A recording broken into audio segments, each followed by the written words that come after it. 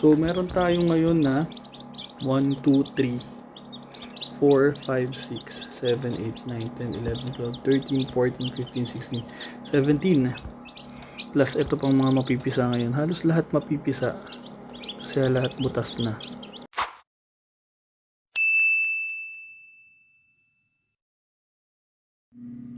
Good morning guys. Time check. 2 a.m. So kakarating lang natin ng bahay. Kasi may client tayo from sinundo natin sa airport. So ito yung status ngayon ng ating mga sisiw. So nakapisa na tayo ng mga sisiw. Ito yung hindi natin napisa. Ayan. And then currently meron pa tayong mga nakasalang. So ayan yung mga nakasalang natin ngayon. So nandito sa side na to, bagong salang ko yan kahapon. So ito na yung mga susunod na batch na i-hatch natin. Ayan. So asikasuhin muna natin to. So kaninang maaga pa, so nag-alis na tayo nitong mga shells, inilagay natin dyan. So ngayon tuloy-tuloy pa rin ang pagpipisa ng ating mga itlog. Ayan, so meron dito. Ayan, meron din dito. Gumagalaw ba? Ayan, gumagalaw naman. Halos lahat ng nilagay ko dito is nagpipisa. So nakakatuwa lang kasi nga nag-uumpisa na sila. Ayan. Good job. Ang galing ng mga itlog ng mga sisiw sa loob. Kasi nahati nila yung nahati nila yung shell. Ayan. So ayan, malapit na silang magsilabasan. So meron tayo ngayon na 1, 2, 3, 4, 5, 6, 7, 8, 9, 10, 11, 12, 13, 14, 15, 16, 17. Plus ito pang mga mapipisa ngayon. Halos lahat mapipisa. Kasi lahat butas na. So iniisip ko kung saan ko sila ilalagay ngayon. Kung kailangan ko ba silang alisin dyan or hayaan ko na lang muna. So ito kasi 12 ko to sinalang. Yan. February 12. So wala pa. Pero ko na yan, nakandling ko na yung mga sisiw na yan, yung mga itlog. And mapipisa rin sila. So guys, itong mga chicken natin, mga sisiw natin, ang tataba nila. Ayan. So mga mixed breed ng native yan. Ayan, hindi ka makatayo. Ganun yung paa niya.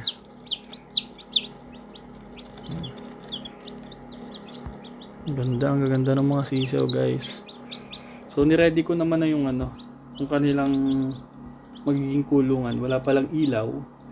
Kaya hindi tayo makapaglipat. So yun, makapansin nyo guys, nakapantalon pa ako as in 2 a.m. Ayan. Oras yan. Magto 2:20 na. And kararating lang natin. Ayan. Kailangan ko na talaga silang ilipat kasi nag-iipot na sila dito sa loob ng incubator. Kailangan ko pa yan linisin. Hindi ko sure kung meron tong isang to kasi ito dapat meron to dapat ngayon din to mapipisa pero mukhang wala. And ito yan kasi ito pang ba to 12 nag-start na din siyang mag-crack.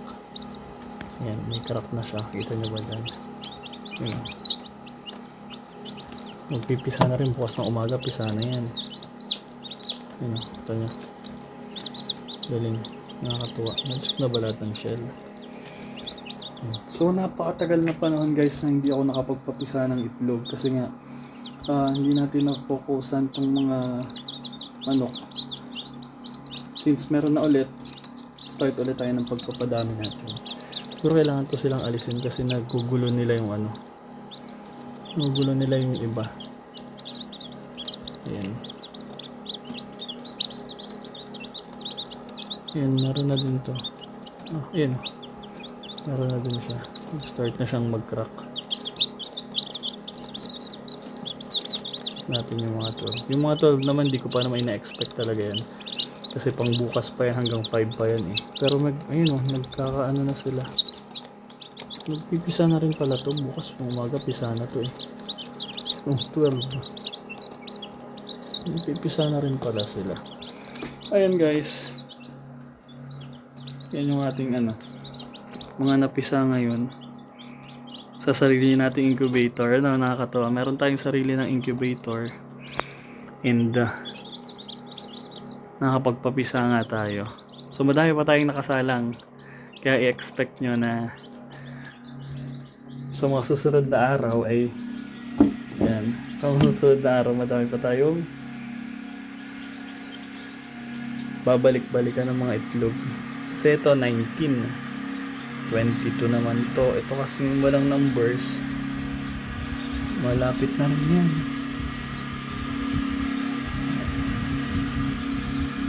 Ito yan, yung pinaka-late natin pinaka-latest natin salang. Din ako dito, nag-candling din ako sa mga itlog na yan. And mostly ng mga itlog is meron talaga. May mga gumagalaw na.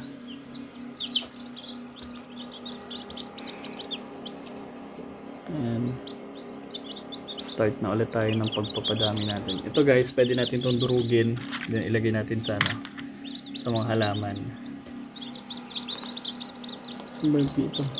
Mukha ito yung pinakauna kanina eh.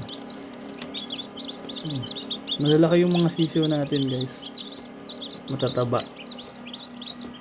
And yan ang status ng natin. Matagal tayong hindi nakapag-upload ng mga tungkol sa mga itlog na to. Kasi medyo nag-focus tayo sa mga DOC natin na quails. So ngayon mag-upload din tayo ng DOC naman na sisiw ng manok. Ayan. So ayan guys. Tinutukarin nila yung mga itlog-itlog, kaya ganun. Ayan muna guys. Thank you so much. Ingat kayo palagi. Nag-upload lang ako. Gusto ko lang makita nyo kasi natutuwa ako. Baka matuwa rin kayo sa nakikita ko.